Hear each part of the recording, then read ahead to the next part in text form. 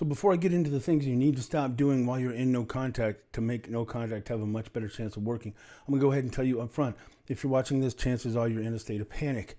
You're in a state of anxiety. There's a sense of desperation. You want to do something. When you're in crisis, your instinct, a strong, powerful motivator, is to act. But that motivator is making you act in exactly what you're feeling right now, desperation. Desperation is not attractive. So some of the things I'm going to tell you, I promise you, they're very impactful, but they will feel like, psychobabble. They'll sound like, this guy's not really giving me any information. I need to know something to do. I need to know a magic formula. I need to know a magic set of words. You're looking for something substantial that you can grab hold of that's going to act in the next 24 hours. It's that compulsion, that desperation, that is being projected out whether you know it or not.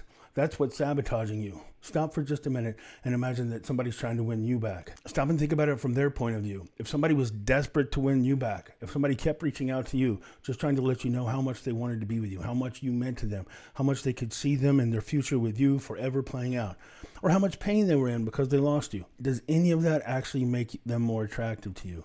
Has it in the past? So you have to stop acting on a motivation that's entirely understandable. It's even instinctive. We're wired when we lose somebody that gives us a sense of value, a sense of importance and worth. We're wired to desperately need that person back, depending on the level and depending on the length of time. But stop acting out of desperation. That's the number one thing. So the things I'm about to list, again, people are going to go, I'm just looking for something. I need something real. I need an action plan. Stop. That's what's going to sabotage you the most. And playing right into that is not realizing that you can't trust yourself, not realizing that right now you are quite literally under a spell. How you see yourself isn't realistic. How you see them isn't realistic. How you remember the relationship. And I know some people are already thinking, yeah, but Coach Ken, you don't understand. It really was amazing. It really was euphoric. They really were the love of my life. I took it for granted. I took my eye off the ball. I never gave them the acknowledgement. I never gave them the love. I never gave them the attention they deserved. You don't understand. I really caused this. Hey, I believe you. Maybe you're here and you were a complete douchebag, and I'm sorry that happened. But the way to get that person back isn't to go from being a douchebag to being somebody that's going to prove how sorry you are for taking them for granted by endlessly chasing after them. It's a faulty math equation that instinctively we believe when we're trying to win somebody back. My regret, my remorse, my sincere willingness to change, the evidence of my endless and devoted love to them is going to be proven by how much I refuse to stop chasing them. I'll find different ways. I don't want to come across as pushy. I don't want to be clingy. But what I'm feeling to me isn't clinginess. What I'm feeling to me is enduring love. So I need to find a way to make sure that when I reach out to them, it doesn't come across weak, because it's not weak. It's actually the result of my overwhelming, strong, eternal love. There is no way to communicate that. You think it's undying, enduring love. What they hear, weakness. What they hear, desperation. What they hear, dependence. Even if you have a sincere revelation of all the things that you got wrong, even if you have a very heartfelt understanding of the things that you wish you had time to change and you just want to be able to go back and do it right, that's a beautiful thought. It might be a sincere, profound thought. But right now, if you keep chasing, they're not going to hear the beauty. They're not going to hear the strength. They're not going to hear the depth. What they're going to hear is, I'm too weak to live without you. And being too weak to live without somebody is never attractive. It crosses over from love into the realm of worship. And as much as we might think otherwise, we're not attracted to people that worship us. We know how flawed we are. So instinctively, when somebody treats us like we're this unattainable prize, we instinctively know that there must be something faulty in how they see us, because we know we're not perfect. Unless you're a total sociopath, psychopath, or narcissist, in which case, even then, it's not a challenge. So even to a narcissist, a sociopath, or a psychopath, it's not actually the big stroke to their ego that you might think it is, because even those types of people are looking for somebody that's more of a challenge. Nobody is attracted to weak. And I'm not saying you're pathetic if you feel this way. I'm saying it comes across as pathetic if you keep acting on that impulse. One of the ways to stop acting on it is to stop fighting it, but don't listen to it. In other words, the spell you're under right now, there's literally a ton of things going on. There's cortisol, there's adrenaline, there's non-epinephrine, there's dopamine, there's serotonin, there's oxytocin, there's prolactin. There's a long list of things that's hitting your bloodstream right now. And here's the weird thing. They're going to put you under a spell so that you will remember reality, but you're going to warp reality. In other words, if I'm telling you they're not as amazing as you remember, or if I tell you they're not as amazing as you believe they are, you're going to instantly know I'm wrong, because you were the one that was there. You were the one that got to live those moments. You were the one that gets to kind of close your eyes and imagine and remember just how powerful and euphoric it was when you were with them. And now I'm coming along telling you, hey, it wasn't real. I'm not telling you it wasn't real. I'm telling you what you felt was real, but now it's magnified. The drawbacks about being with them right now is like you've been hypnotized. You don't remember the drawbacks as much. You don't remember the imperfections. And you don't have that same sense of value, that same sense of worth about yourself that you should. You just got rejected by somebody that you were in love with. You just got rejected by somebody either that you were in love with or that at the time maybe you didn't even realize you were in love, but you probably at least got a consistent sense of value and worth from them, and then they took it away. That's triggering on an instinctive, deep level this pursuit sense. It wounded your ego at a minimum. That doesn't mean you're egotistical, but when that person that gave you a sense of love and value and importance took it away, at a deep level, it created this sense of what's wrong with me? Am I not as good? Am I not as valuable? Do I not have the same kind of worth that I thought I had? If that person walked away from me and they know me well, maybe that's evidence that I'm not as good as I thought. Maybe that's evidence that I'm not wantable. Maybe them rejecting me was based on something that they saw in me that's broken. Most people, if you're healthy, you have a seed of insecurity. It's actually healthy to be aware of your flaws. When somebody breaks up with you, when somebody rejects you, especially somebody that might have promised to love you or promised to love you forever, or you believed would love you forever, when they're rejecting you, it feels like the person that knows you the best wants you the least. If you have any kind of emotional health, that's going to rock you to your core. It should rock you to your core. If it doesn't, then you're probably a psychopath. It's not something worthy of celebration. But in the middle of this, you can't trust your value in that feeling. You can't trust your version of reality based on how you remember it. You might even remember there were times before they broke up with you that maybe you thought about breaking up with them. Maybe you did break up with them in the past and they got you back. My point is, there were times when you weren't in this emotional and hormonal panic that you're in, when you had a more accurate view of who they are. Now, right now, it's going to seem like the opposite. Right now, you're going to look back at those times and think, what a fool I was. I can't believe I took them for granted like that. I can't believe I lost somebody that I thought I would never lose. Stop trusting that you're not under a spell. Don't try to fight it, though. One of the worst things you can do, there's two bad things you can do with this desperation that you're feeling. Number one is listen to it. I need to do something. I need to do something right now. Like, I had a client reach out to me in the last month, and he said, I did no contact for a week, and then I reached out, and I sent her some gifts. And she said, thank you for the gifts, but I don't want to talk. I'm still comfortable with my decision to break up. So he said, okay, so then I waited 2 weeks, and then I sent her a letter, and she didn't respond. So then I waited 3 weeks, and I said, hey, it doesn't feel good to be ignored.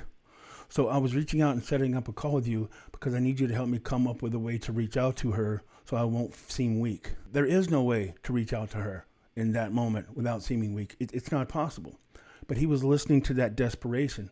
He had it in his mind that if it goes 30 days or 60 days, then it's over.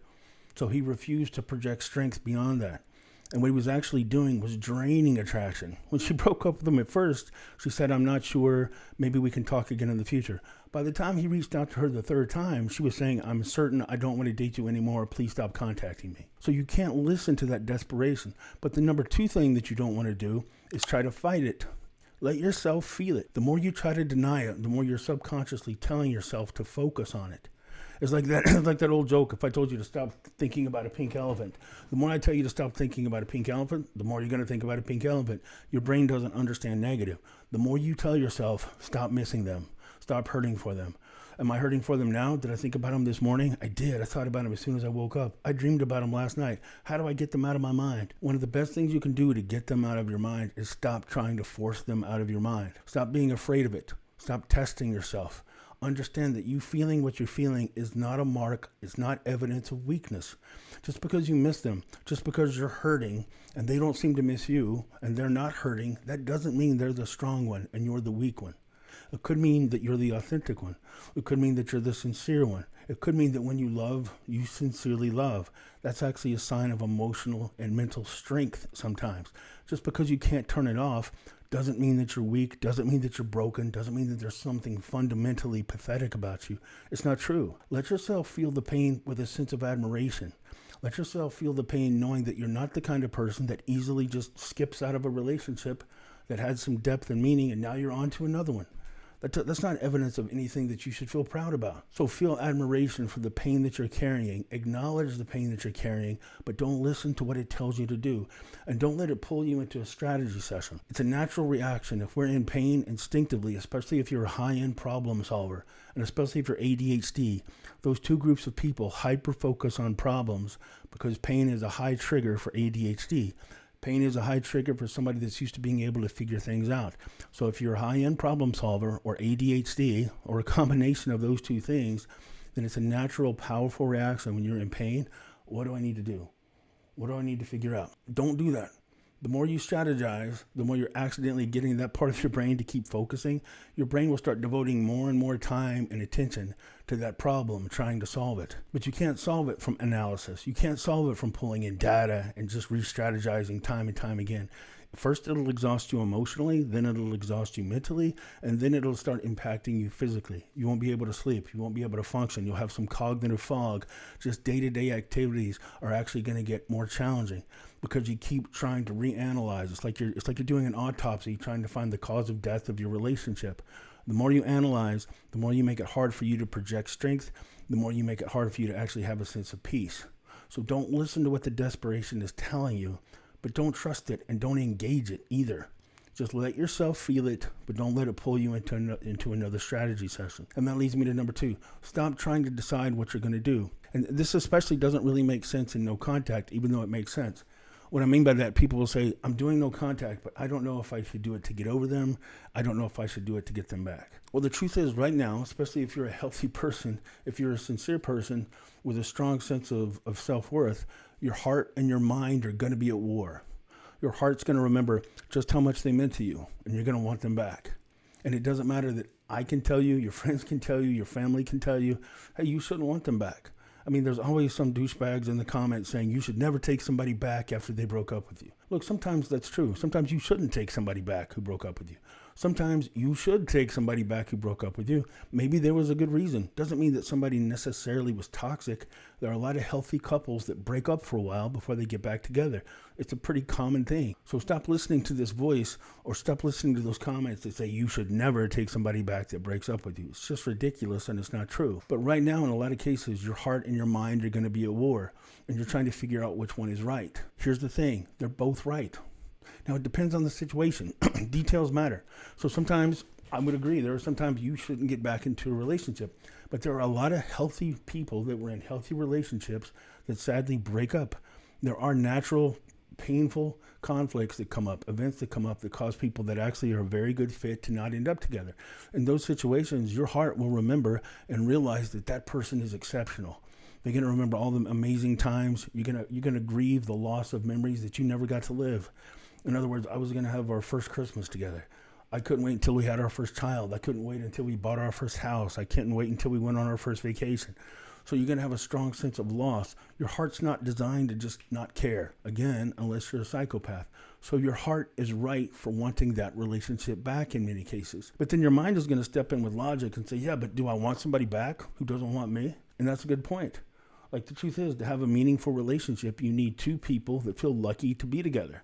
If that person is choosing not to be with you right now, then clearly they're not demonstrating the sense of gratitude and the sense of awareness and worth that they should be giving you to be in a relationship with you. So your heart and your mind are both right. But right now, you don't have to decide which one is right. Right now, if you're doing no contact, one of the first things you can do, stop trying to come up with a conclusion before you actually get to hear the rest of the story. Like you're asking yourself to come to a conclusion and make a decision without really knowing the full story. In other words, what if they come back and they realize losing you was a mistake? What if they come back and they can articulate that they were wrong, that they were sorry? What if they take responsibility for taking you for granted?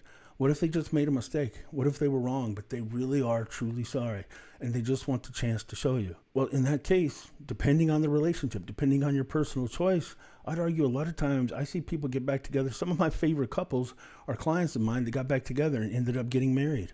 And I'm really happy they're back together. They did the right thing getting back together. But then if somebody else comes back and they're just breadcrumbing you, or maybe they're not sure, or maybe they keep leading you on, maybe they're toying with you. In other words, you don't know. It might be somewhere in between. So stop trying to make a decision about what you're going to do on a day that hasn't come yet. In the meantime, don't get distracted by that. In the meantime, instead of trying to decide, do I want them back? Am I doing no contact? Am I doing no contact to win them back? Or am I doing no contact to get over them? The answer to that question is yes. Tell yourself, look, I'm doing no contact to regain, to retrieve some of my sense of worth. One of the best things to do to win them back is to project strength, not project endless pursuit. Endless pursuit projects desperation, which is not attractive. Projecting strength, not only being able to accept the breakup, but being able to survive and thrive, showing them that the best of you they hadn't even seen yet.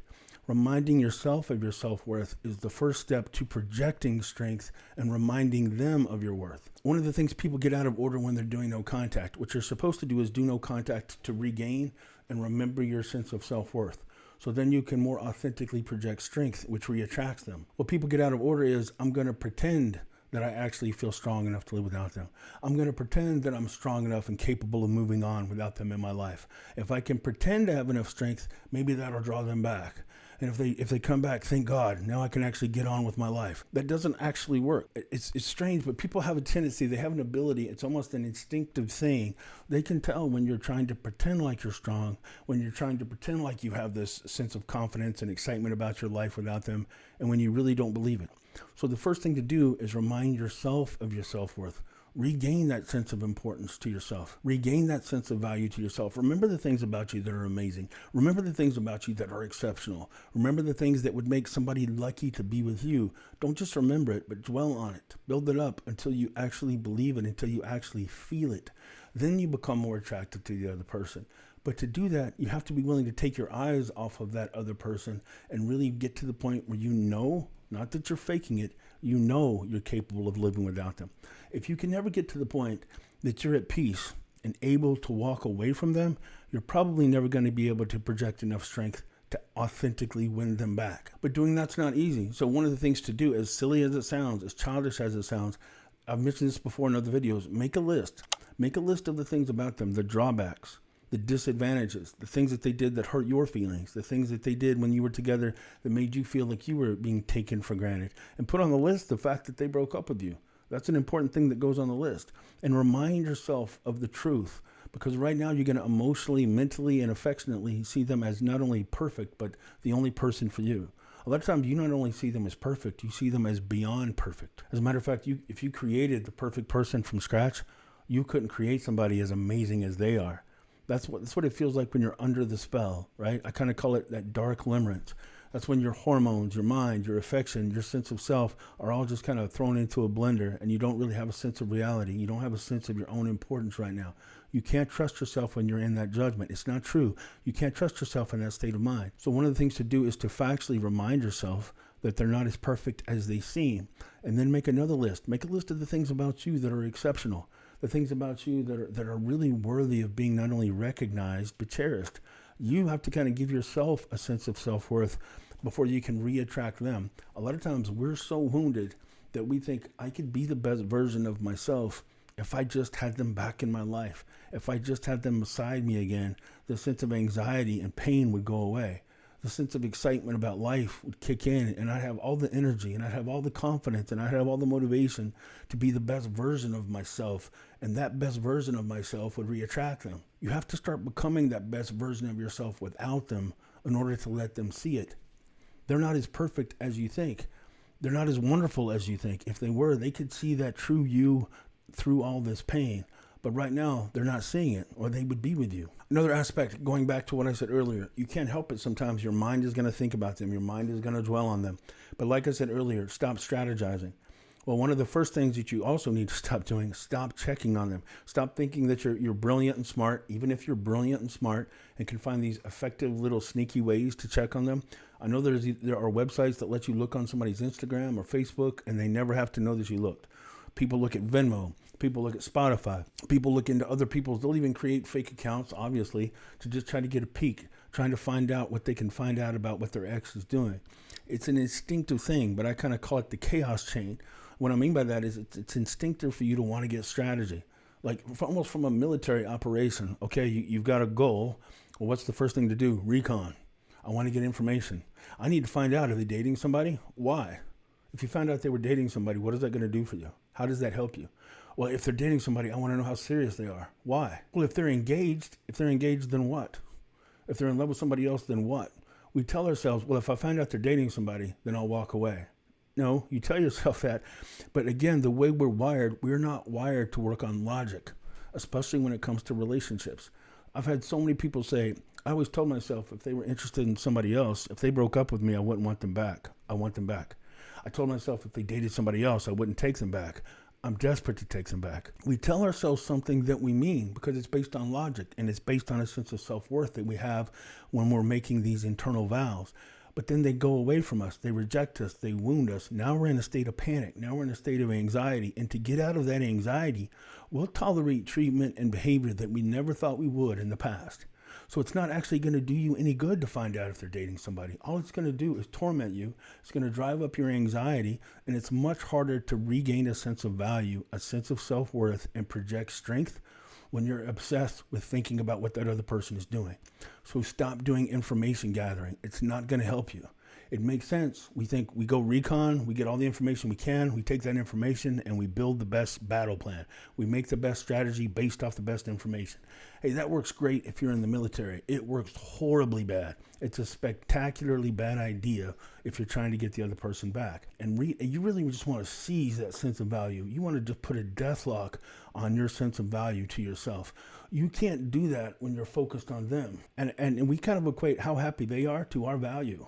What I mean by that is if we check on them while we're in pain, and they're not only not in pain, they seem happy. Well, if they seem happy and I'm weak, then I'm even more pathetic. They're not only dating, they're in love. I'm even more pathetic. They're engaged. I'm even more pathetic. This is not a true equation, but instinctively it feels true. If they're not only not in pain, but they're happier than they've ever been by losing me, was I like an emotional anchor? Is being with me somebody that, does that mean being with me actually prevents them from attaining full happiness? Am I like an emotional or relationship curse? No, you're just caught up in a dynamic. You're caught up in a cycle that's not based on reality. But the more you look, the more it's like you're under a spell. And every time you look over to them, it's like somebody pulls out the pocket watch and starts swinging it back and forth. And you're under the spell even more. I am weak. I am pathetic. I can't live without them. It's not true. It's not true, but you're playing into it. So stop looking. It's just going to sabotage you. Again, the main thing to do, project strength. Don't try to prove loyalty. But we look at our pain sometimes as the last rope, the last connection to that relationship. The truth is we don't want to let go of the pain. If we let go of the pain, then what's going to happen? Well, I'm going to take a deep breath and I'm going to move on. If I'm moving on and they're moving on, I'm going to find somebody else. They're going to find somebody else. And we have no chance to be together. My pain is the last chain I have connecting me to them. If I let go of this hurt, if I let go of this pain, I've lost them forever. They're going to float out into the infinity of space. They're going to live happily ever after, and I've lost them. So I need to hold on to this hurt. And besides, I've earned the pain because I never should have taken them for granted. I never should have let myself lose them in the first place. None of that's true. Instinctively, it's going to feel very true. The truth is, the main thing you can do to trigger reattraction in them is to project strength. What you see as the last chain connecting you to that relationship being your pain, the truth is your pain is making it impossible for them to have a sense of loss. Your pain is keeping you connected to them in a way that is probably reassuring them that they haven't lost you. They can't miss something that they've never lost. So while you're holding on to this pain and trying to find creative little ways to let them know that you're still there, what you're accidentally doing is reminding them consistently that, hey, I'm still on the porch just outside your house. You don't have to second guess losing me. You've never lost me. Instead, trust in the instinct that makes human beings afraid of making a mistake. In relationships, a common fear that we have is we're afraid we're going to lose somebody that goes on and becomes somebody that we wish we hadn't lost. One of the fears that we have is that we're going to let go of somebody that we regret losing. We look back over years and think that's the person that I took for granted. That's the person that I never should have walked away from. And they're living an incredible life and my life didn't go as well. We have this fear of regret. We have this fear of loss. Well, your pain is keeping you so attached and so connected to them that it's hard for them to have a sense of loss because they don't feel like you've gone anywhere. The number one thing you can do to project and to trigger that sense of, did I make a mistake? Am I going to regret losing them? They seem happy. They seem like they're fine without me. I kind of thought they'd be wounded longer. That's what you want your ex to think. You want them to be surprised by your strength, by your willingness to move on, by your sense of resilience. The stronger you project yourself to be, the easier it is for them to imagine you going on and becoming the greater version of yourself that they actually regret losing. If all they see is you wounded and in pain and desperate to get them back, that's not going to trigger an instinct to second guess losing you, because it just reaffirms to them they've never lost you. So stop doing the fact gathering. Stop thinking that your pain is the last connection to them. Stop thinking that if you're not projecting eternal apologies and evidence that you're never going anywhere, that they're actually going to go away forever and never come back. It's not reality. So let yourself feel what you're feeling. Feel admiration for what you're feeling, but don't let it be the controlling, motivating number one factor for how you act and how you behave. It's much more attractive to project strength, and it triggers a sense of loss that triggers reattraction more than endlessly pursuing. And don't try to figure out what you're going to do yet. You might not know what you're going to do until they come back. You might not know what you're going to do until you see how they come back, what they're willing to say, and what they've realized while they were gone. But just kind of take a deep breath right now. Facts matter. Details matter. So if I can help, you can find me at realcoachken.com, and I'd love to talk to you. Leave a couple of comments and questions in the bottom. If you will, give me a like, share, and subscribe, or a comment below, and I'm going to actually take a couple of comments from the previous video and answer them now. So Marcus from the last video in the comments left a question. Can you make a video on how to move on? I just want to feel normal again. Maybe you have some great tips that would help people out a lot. Thanks. So actually this video kind of hits that. But what I want to say is, again, just realize that to move on, sometimes it gives you a sense of finality that emotionally you can't just decide to feel. Like after a painful breakup, I might say, I'm just moving on. That's my mind. But what happens when I wake up in the morning and I'm still thinking about them? What if I didn't sleep? What if I had a dream about them? What if my heart isn't a willing participant to this plan to move on? So one of the best ways to move on is to take that contradiction with you. Tell yourself, look, I don't know if emotionally I'm ready to move on, but I'm going to be patient with myself. We kind of look at moving on, or the decision to move on means that we're going to have a sense of closure. We don't have the ability to consciously just decide when we stop missing somebody, when we stop aching or hoping or hurting and wanting that person to come back. So be patient with yourself. A lot of times we equate emotional clarity and no pain at all as us moving on. But that's not reality. So just be patient with yourself while you're getting there. Another question. Jane said, he broke no contact at 7 weeks. I held strong, but he only calls or texts about once a week. Is that a normal pace? Can things progress from there? So one of the things people will do a lot of times after a breakup is try to use you for emotional training wheels to get over you. In other words, maybe you're doing, especially if you're doing no contact, you're actually probably projecting more strength than they were anticipating. Again, strength is more attractive than endless pursuit. Desperation, not attractive. Strength is. So if you're doing no contact, you're projecting a strength that's actually causing them to maybe second guess. Well, is she still there? Is she still somebody I could get back? Emotionally, is she still attached enough that if I regret this decision, she'll still be there? It's not the stroke to his ego that he was anticipating. You're not hurting enough. So sometimes somebody will reach out to you just to know that you're still there, just to know that you're still responding. You don't want to become somebody's emotional training wheels to help them get over you. So if this person's reaching out once a week, well, what is that doing for you? It's making it impossible for you to consistently project strength because he's manipulating you emotionally to try to get that contact. So if somebody's doing this, look, if they do it once or twice and then they're willing to close the gap, good. If they're doing this over several weeks, you actually want to step into the breakup to project strength. If you can handle it, don't do it if it's going to trigger a lot of anxiety or panic inside of you. But what I would recommend in this case, let's say somebody broke up with me and then they're reaching out to me once a week for 3 or 4 weeks. No, that's not going to work. I'm not here to be your emotional cheerleader, so I'm in pain, but I get to keep reminding you how much I want you back in my life. That's not attractive, and it's manipulating to me whether you intend it to be or not. So what I'm going to say is, hey, listen, it's great hearing from you again, but we should probably get used to not being in each other's lives. In other words, I don't need your emotional pity. I don't need your guilt. I don't need your sympathy. And I definitely don't want to be here for you to lean on so you can consistently know that I'm always available to you while you're looking for somebody else. I'm not going to do that. So if they keep doing that approach, lean into the breakup and just say, hey, listen, I appreciate you reaching out, but we're not together anymore. We should probably just get used to that idea. That actually projects strength. That gives them a sense of loss, and that makes them reanalyze and re-examine what they're walking away from.